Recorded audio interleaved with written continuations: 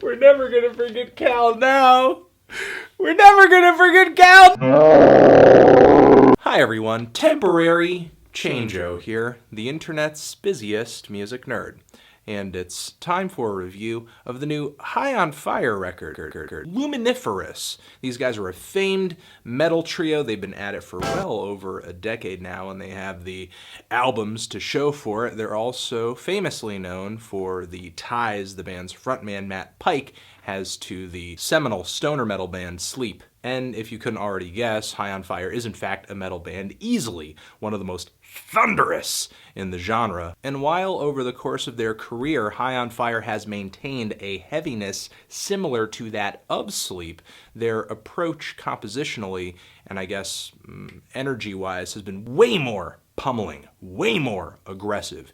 And this aggressive approach seemed to come to a head on the band's last full-length LP, where they reached a point of extremity that I loved, but I wasn't really sure as to whether or not they were going to be able to surpass it on their next album, even with Kurt Ballou of Converge producing once again on this new album. But despite my very slight doubts, High on Fire actually comes through once again with another quality project. And they do so not by getting more extreme than they were on their last record, but instead kind of easing back a little bit, focusing more on their writing, on the vocals, and actually working some kind of memorable melodies into the tracks here. To just sort of get this out of the way, the production on this record is great. I mean, of course it's great. It's Kurt Ballou producing it. The guitars are just blaring. You get these walls of distorted guitar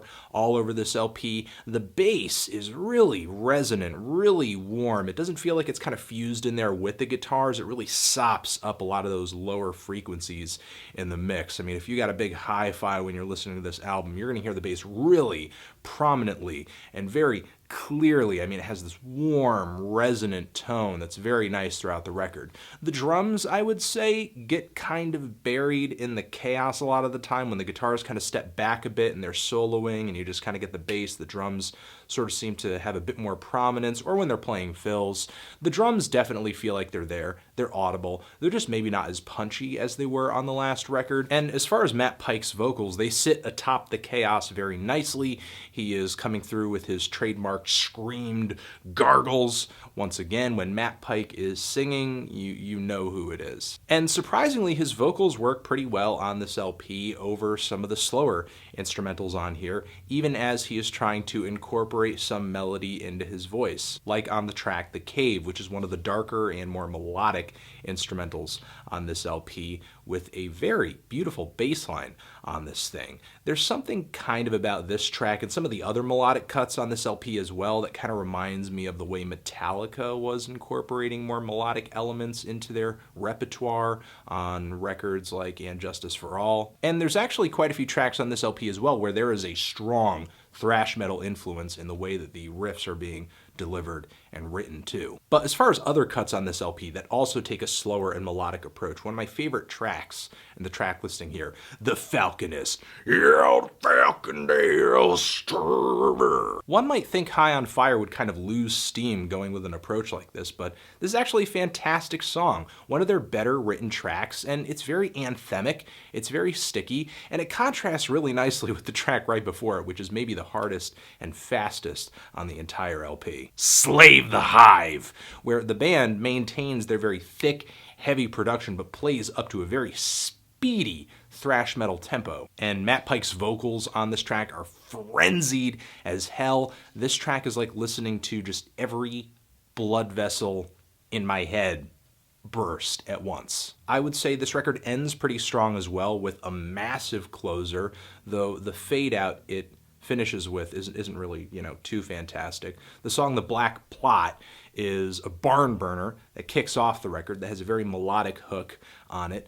And from front to back, I don't really have a whole lot of complaints about this album. I mean, I will say that maybe there are a few tracks here, sort of like Dark Side of the Compass or maybe Carcosa, that kind of feel like just your average High on Fire song as far as their material goes from the past 5 or 6 years or so. But while there are a few cuts here where it doesn't really feel like High on Fire is pushing that far outside of their comfort zone, these songs simultaneously do at least work up to the standards of quality when it comes to writing, performing, and intensity High on Fire has been delivering pretty consistently for years and years. You know, I would hate to sound like a pushover with this band once again, but I mean, I think we gotta rack up another one for High on Fire on this one. I mean, this is a good metal record. I mean, this thing was hard hitting. It was just pummeling. It was, again, it was heavy. It was thunderous.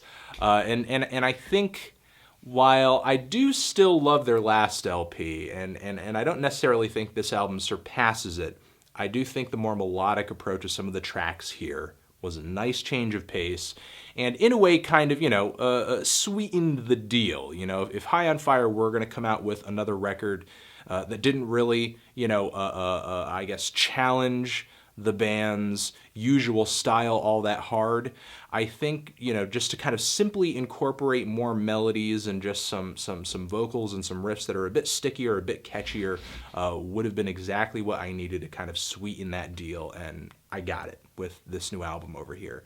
I recommend this record. Loving it. I'm feeling a light to decent 8 on this thing. Tran,